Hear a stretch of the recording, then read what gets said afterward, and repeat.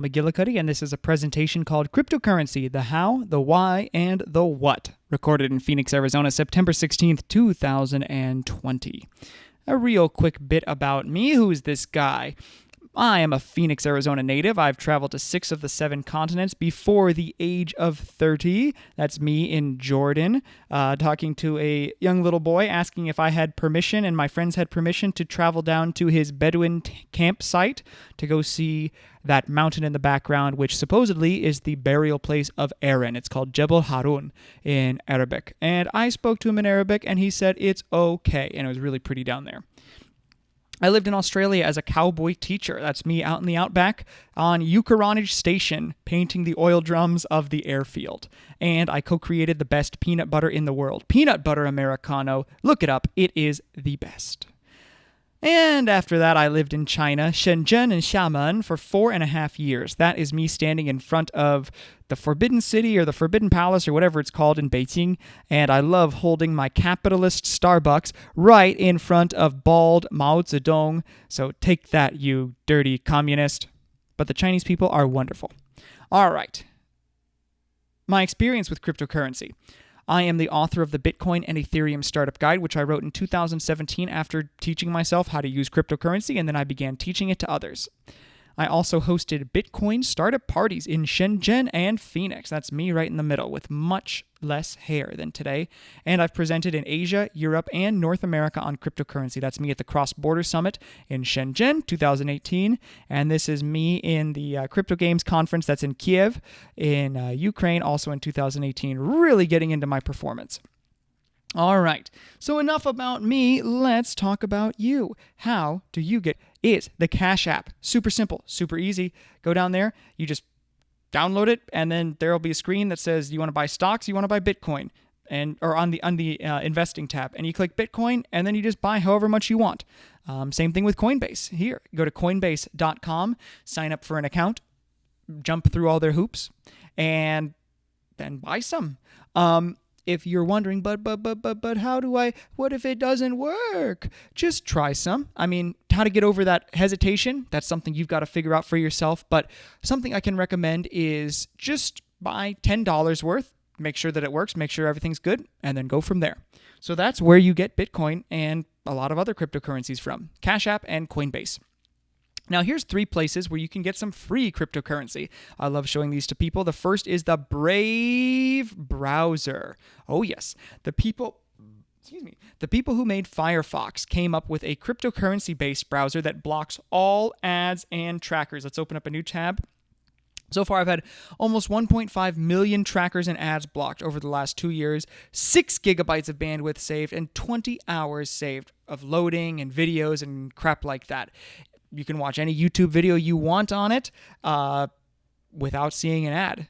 Occasionally one will slip through, but 99.9% of the time, it works great. So I really recommend that for that reason alone. However, it also comes with something called the Brave Rewards program. And it says disconnected because I just took it off when I was doing another presentation. But basically, if you turn this on, then they will show you targeted ads. You just click them. It's not an ad per se. It's like a little pop-up tab. You just click out of the tab if you want to, and then they'll pay you a small bit of their cryptocurrency called BAT, or Basic Attention Token. It's about 1 penny per click, so it's not going to make you a millionaire overnight, but it will give you probably a few $100s if you're on your computer a lot over the course of a year. So that is cool. That's one way. Brave browser. Make sure to get it from me. The link below is in the description, okay? Same thing with Cash App and Coinbase. Please, if you're going to sign up, use my links, okay? All right. I think you'll get paid something too. It's a win-win. Okay. Another way to get free crypto, free Bitcoin, is something called Lolly. It's basically an Ebates program, kind of like Rakuten or Rakuten. I don't know how to pronounce that. But you basically get the Chrome extension or the Brave browser extension. You sign up for a quick account, and then when you buy stuff at participating retailers or websites, you get a percentage of your purchase paid back to you in Bitcoin. It does work. My wife has used it before. She does the online shopping, so she's got it. And yes, there is Bitcoin in her account, and you can withdraw it, I think after $25 or $10. I can't remember exactly which one. But yeah, you just go up there, click this little thing, it'll spin around, and then it'll say, your shopping spree is activated. Oh, I got 2 things in there. I'm not going to show you what I bought, though. All right. The third way is coinbase.com/earn. Coinbase put together a little thing. They want you to buy as many cryptos as you can, so they want you to feel comfortable and familiar with them. So they made these little goofy videos that 2 or 3 minutes explain what each cryptocurrency is and does. I've used the one for EOS and I've used the ones for Stellar Lumens. They're actually pretty good videos and pretty informative. Just 2 minutes long. You answer one question. It's really, really easy. And you get comped $2 or $3 per video. I think it's about $10 for each program. And yeah, they comp you $10 worth of that cryptocurrency into your account. It's really cool. So that's 3 ways. First way, Brave browser, and then turn on Brave rewards right there. Make sure you get it from me. Second is Lolly. I've got my affiliate link there too. Sorry, I keep plugging that, but it's important to me. Lolly is really good as an Ebates program, pays you in Bitcoin, and coinbase.com/earn. Boom! And you can exchange these cryptocurrencies for Bitcoin as well, if you're all about Bitcoin. Okay, so that's where you get free crypto from. Storing your cryptocurrency. Once you have it on Cash App or Coinbase, you don't want to keep it there because legally that Bitcoin does not belong to you, it belongs to them. And that's the whole point of cryptocurrency. You want to store it on your own. You're your own bank, for goodness sake. So what you want to do is download a wallet called the Exodus wallet. It's the one that I like to use. It has the most amount of coins. A lot of wallets, like I'm going to pull up one called Electrum. This is Bitcoin specific, so you can only send and receive Bitcoin. And if you have a lot of other cryptocurrencies, it gets annoying to have, 20 different wallets. So the Exodus wallet is perfect. It's free to download, and it gives you your private keys. I'm not going to show you my Exodus wallet. You're going to have to do that research or take that leap on your own, but you just download and install it, and then it will prompt you to back up your seed phrase. This is super, super, super important. Your seed phrase is another way of displaying your private key. Now, what's that mean? Your private key basically gives you ownership of your Bitcoin wallet. You know the story of, in 2017, a guy in 2011 had millions of dollars in Bitcoin, but he threw his computer away and it's lost forever. That guy did not back up or store his private key. He didn't write it down somewhere else. If that guy had his private key, or his seed phrase, as it's sometimes called, you know what that guy could have done? He could have gone to Electrum, and he could have opened up a new wallet, and he could have input. Here, I'll show you right now. He could have done this. New. He could have done a new wallet. Wallet 1. Saved from the dump. He could have hit next. He could have hit standard wallet. He could have said, I already have a seed. And he could have entered blah, blah, blah, blah, blah. Whatever the 12 words were, and boom, his millions of dollars of Bitcoin would have all been there. Because the magic of Bitcoin, it's not stored on your computer. It's not stored any one place. It's stored on the blockchain file, which is shared by millions of computers and is broadcast into space, and which can be sent by mesh network relay. I'm not sure exactly how it works, but I know it can be done. So once you have your wallet, whether it's Electrum, whether it's another cryptocurrency wallet, whether it's Exodus, back up or write down your seed phrase or your private key somewhere and don't lose it, okay?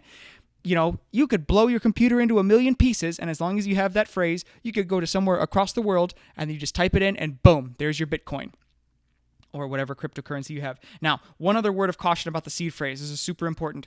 Don't give it to anybody. That's how they steal people's Bitcoin. They'll send you an email saying, it's Electrum customer support, and we have found an error in your account, and we need to take immediate action. Send us your 12-word private seed phrase immediately for us to enable access to your account.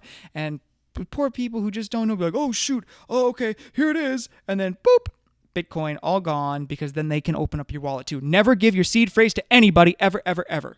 Okay, so that's that. That's how you store your Bitcoin or whatever cryptocurrency you have. Get the Exodus wallet. It has hundreds of different coins. Okay, sending and receiving Bitcoin, or as the Hodge twins say, Bitcone. It works just like a bank transfer, a Zelle transfer, a Venmo, a PayPal, or whatever. You get whoever's address you're sending it to. Click it here. I just send, pay to, copy their address in right there. Sometimes they have QR code scanners. You can write a description for yourself if you want. You don't have to. The amount, 1,000 Bitcoin. Put in the fee amount you want. In the next block, you're kind of competing with everybody to push your way into the block. There's a limited number of space there, which I hope will be addressed because it'll make it much more user-friendly. But anyway, this is you put in a little transaction fee, and credit cards do transaction fees. PayPal does transaction fees. You just don't see it because it's usually charged to the seller. And you click send. Boom! That's all you do, literally.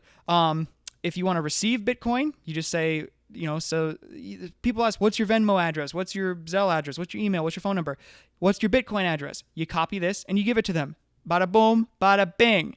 Now, one thing, when you're using Bitcoin or cryptocurrency for the first couple times, I recommend doing small test transfers of maybe $1 or $2 or something like that, real small, just to make sure it works, okay? Because they are non-reversible, and if you do make some silly mistake, I've never made a mistake.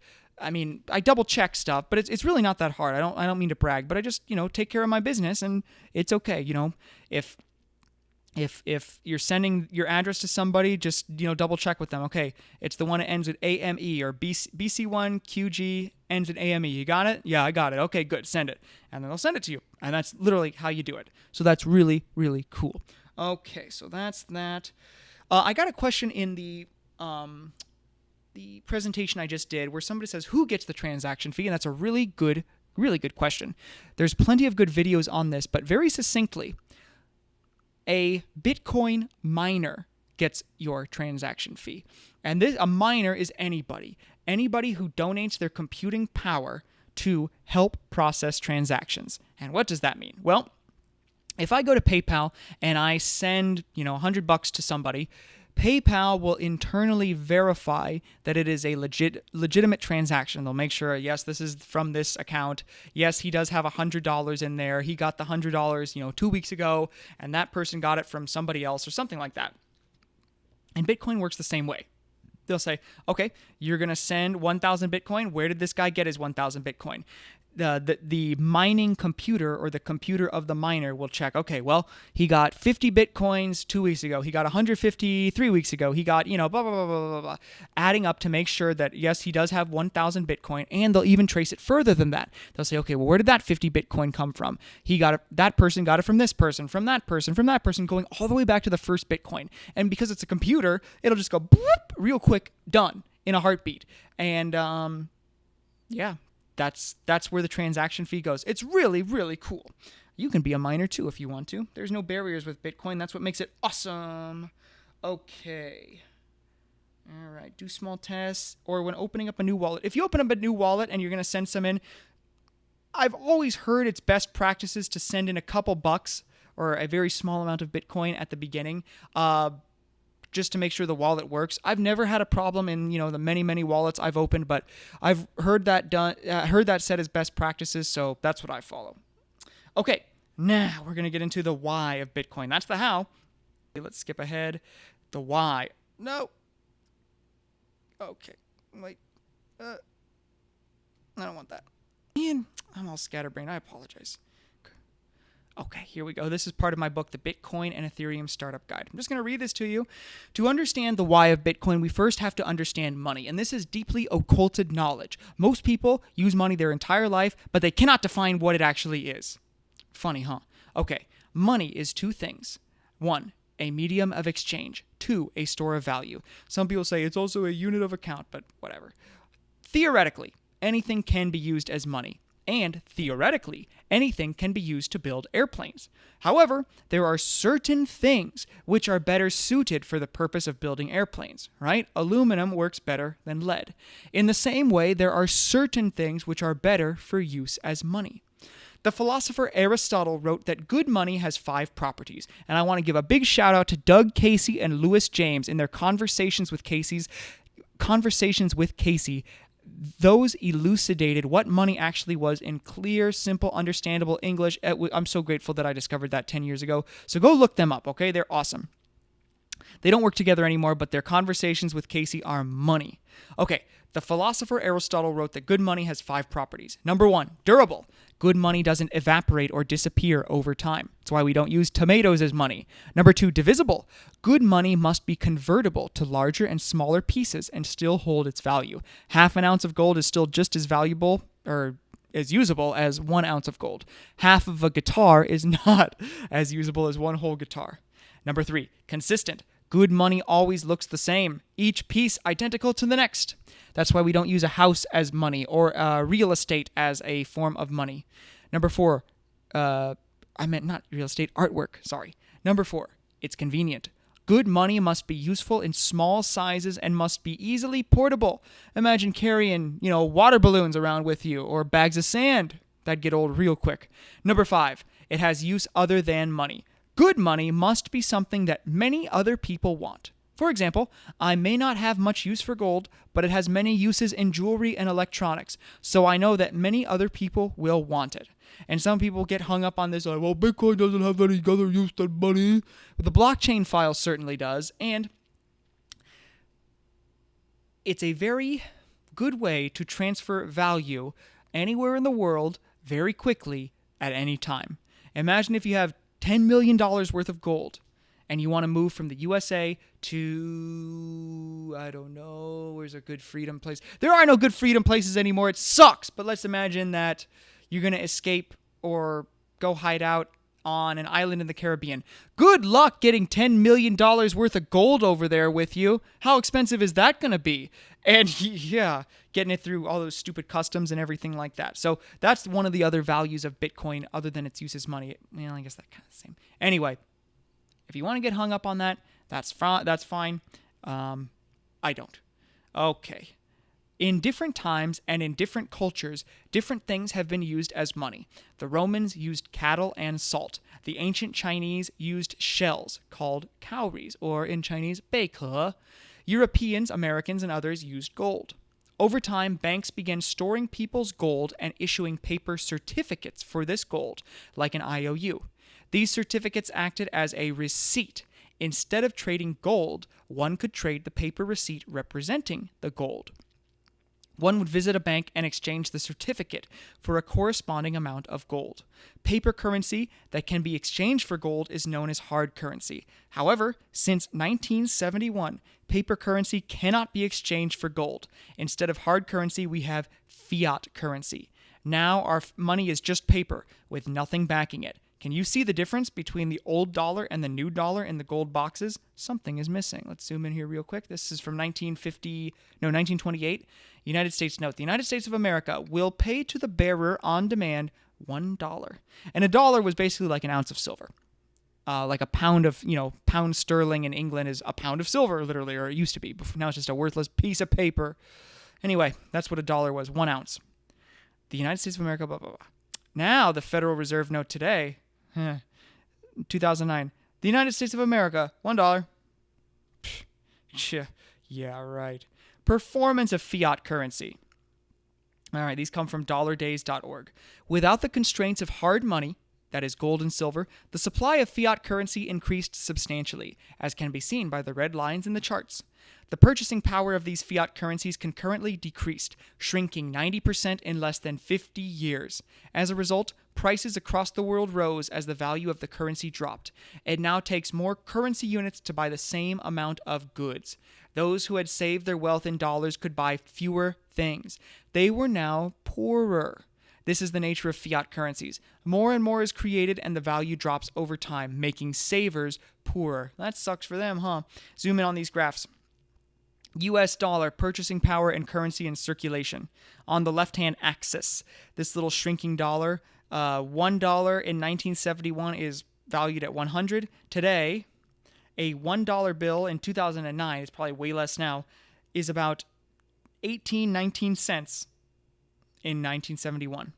So if you had saved all your money in dollars, let's say, $100 back then was a lot. Now $100, you might not be able to, feed your family if you go out to a restaurant, a decent one.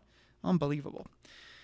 And then in the red line, it says currency in circulations from 1971, boom, boom, boom, boom, boom, boom, boom, up from, 60, 70 billion to 800 billion. It's probably way more than that now. It is way more than that. Same thing in Australia. Purchasing power goes down, currency in circulation goes up. It makes perfect sense, right? If there's a lot more of this particular thing, each individual unit of that thing has far less value. If they start making 10 times as many Porsche 911s, the value of each Porsche 911 is going to go down, right? Same thing in Canada, same thing in Britain. So, joke's on us, they say. Enter Bitcoin. In October 2008, a paper titled Bitcoin, a peer-to-peer electronic cash system, appeared in the cryptography mailing list. It claimed that Bitcoin would be money that could gain value over time, money that would be easy and safe to store, money that could be transferred directly to another without the need for banks. That's very important. Money that could be transferred with tiny fees, money that you yourself own. A transaction history which anyone can view, but none can change. So that is what Bitcoin is, or that's what money is, sorry. Let's go into more detail about what Bitcoin is. But first, this is a list of silver and gold certificates, which basically that's what banknotes were. They were just receipts for gold and silver. This is from 1957, silver certificate. This certifies that there is on deposit in the Treasury of the United States of America $1 in silver payable to the bearer on demand. That's what they call a silver dollar. An ounce of silver. $1, that's what it is. This is from 1898. 2 silver dollars payable to the bearer on demand.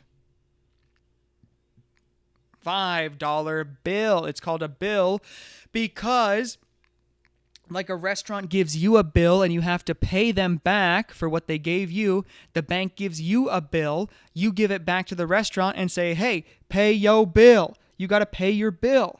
You owe me. I gave you gold or silver. Give it to me back. Give it back to me. This certifies that there have been deposited in the Treasury of the United States 5 silver dollars payable to the bearer on demand. Boop. 10. This certifies that there have been deposited in the Treasury of the United States of America $10 in gold coin payable to the bearer on demand. Wow, banking and money is sure complicated. It's so confusing. This certifies that there have been deposited in the Treasury of the United States of America $20 in gold coin payable to the bearer on demand. 50. Gold certificate, which is what money used to be. A gold certificate. This certifies that there have been deposited in the Treasury of the United States of America $50 in gold coin payable to the bearer on demand. And then in the back, $50 in gold coin. Doesn't this bill look nice, this gold certificate? That's what I'd want to carry around. Same thing, 100. It's a little bit blurry, but it says the same stuff. 1,000. This is to certify that there is on deposit in the Treasury of the United States of America $1,000 in gold payable to the bearer on demand as authorized by law. Same thing with 10,000.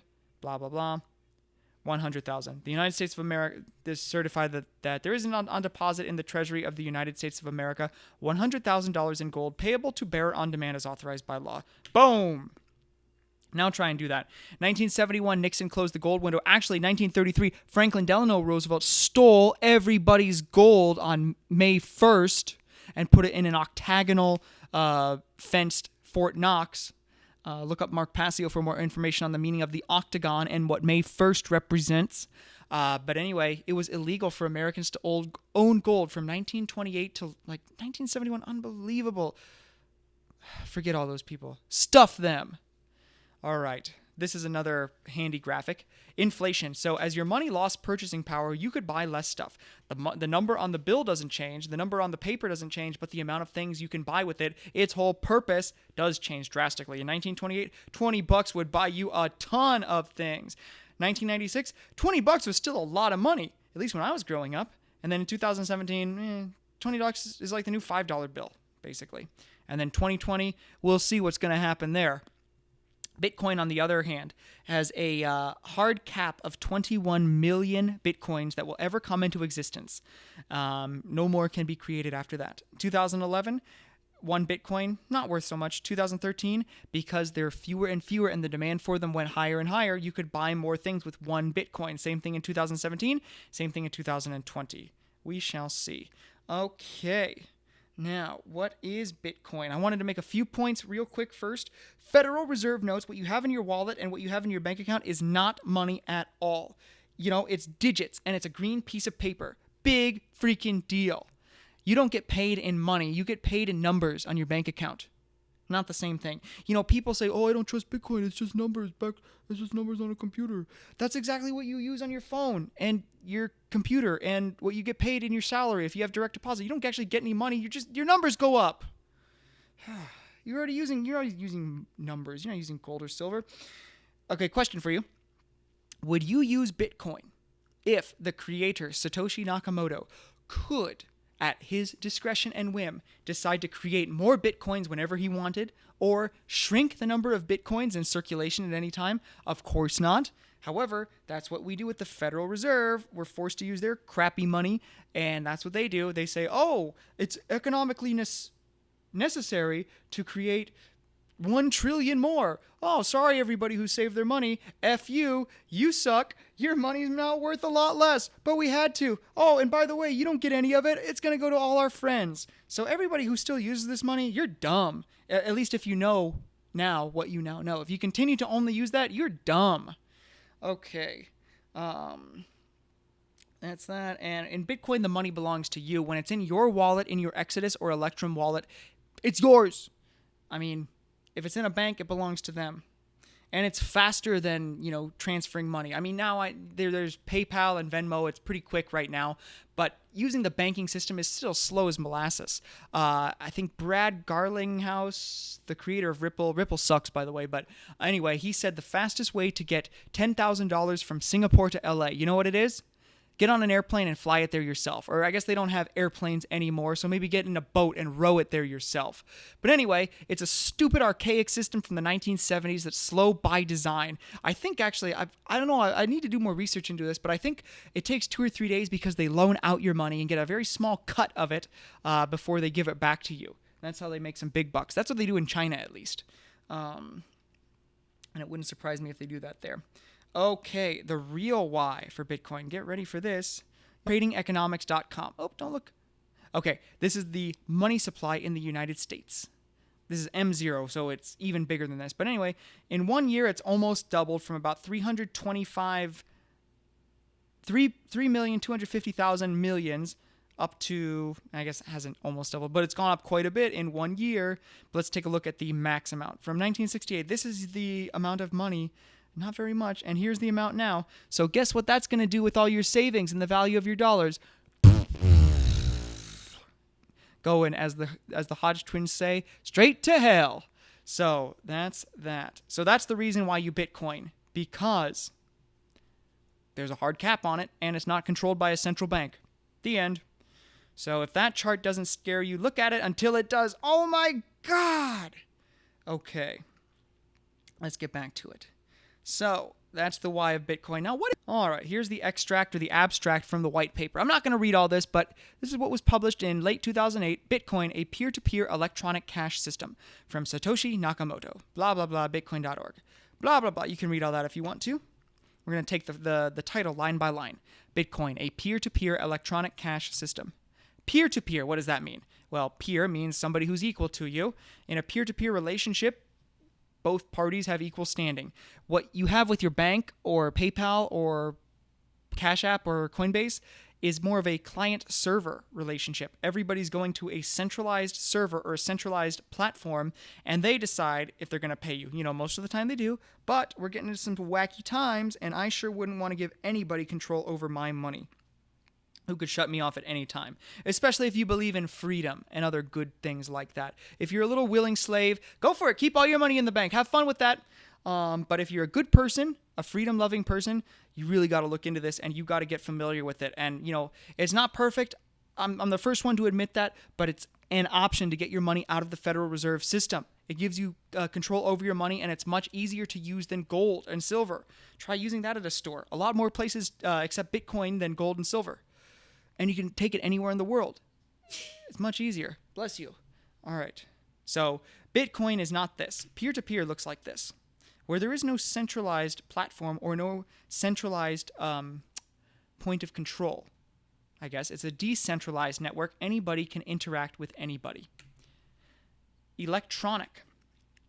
That means using electrons or electricity. Electronic, you know what that means. Cash system means it's meant to be used as cash. Originally, it was designed to be used for a cup of coffee, Bitcoin heads. The transaction fees are way too high. It got away from Satoshi's vision. And I don't like that cryptocurrency very much because I don't like Craig, whatever his name is, right.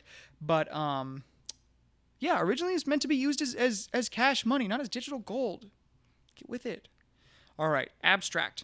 A purely peer-to-peer version of electronic cash would allow online payments to be sent directly from one party to another without going through a financial institution. Digital signatures provide part of the solution, but the main benefits are lost if a trusted third party is still required to prevent double spending. That's the decentralized network.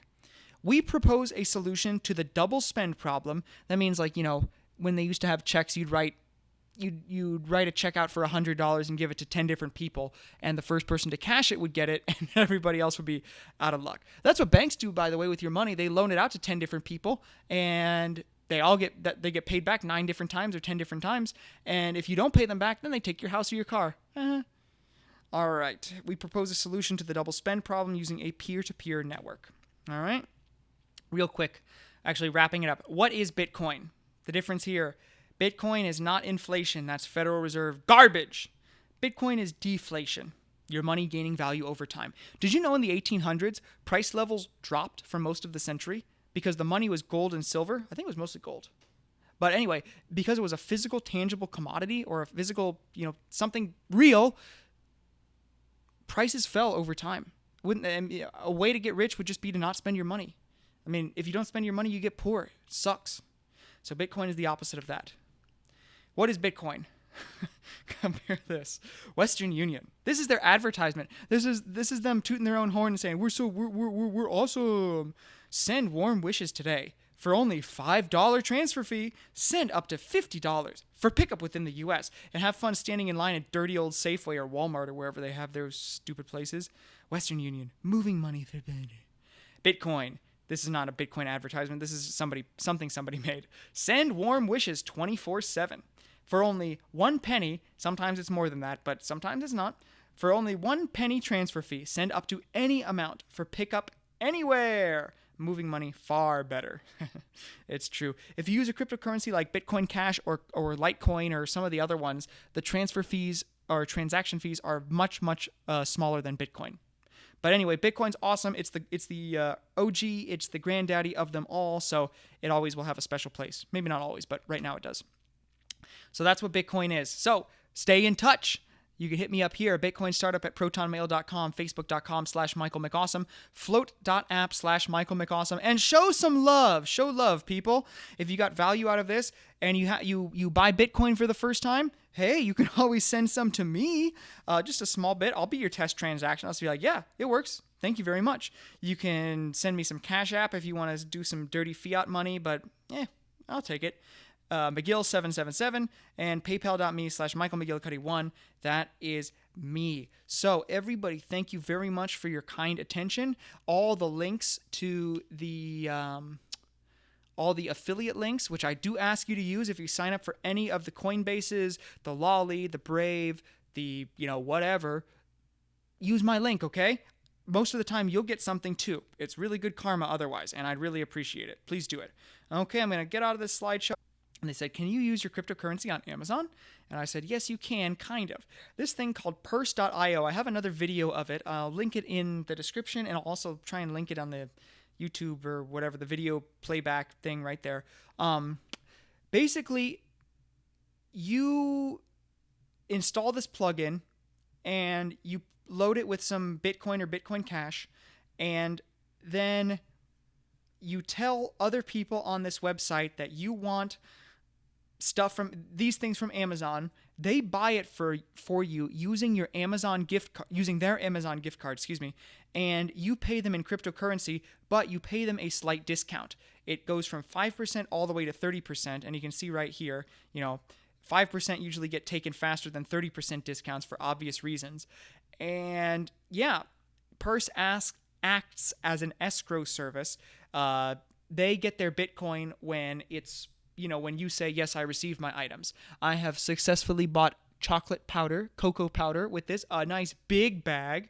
So it does work. But other times, you're relying on somebody else. So somebody will accept your order, but then they'll cancel your order or, something like that. So if you need it right away, I would still use Amazon. But hey, if you don't mind waiting, a few days or maybe a week, use Purse. I also have an affiliate link for that. Please use it, and you can go on their website and find out more about that. But it does work. I've used it before. So I guess that's it for now. Exodus wallet for all your crypto storage needs. Store your coins here. Get them from Cash App or Coinbase. Free Bitcoin at Brave browser. Use this link. Lolly. Use my link.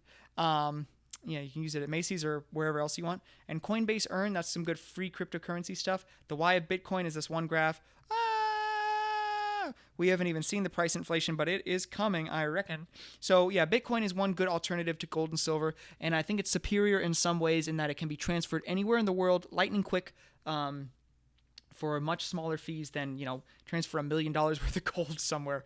Good luck, and see how much that will cost you. So I hope that was helpful. I imagine it was. You can ask me a question in the comments below. I'll do my best to answer it. If you're just going to talk some smack, I'll probably just delete the comment and not reply, or just call you an idiot or something like that. But that usually doesn't happen. People are usually pretty kind on my videos. So anyway, thank you very much for your attention, your time wherever you are, and have a good one.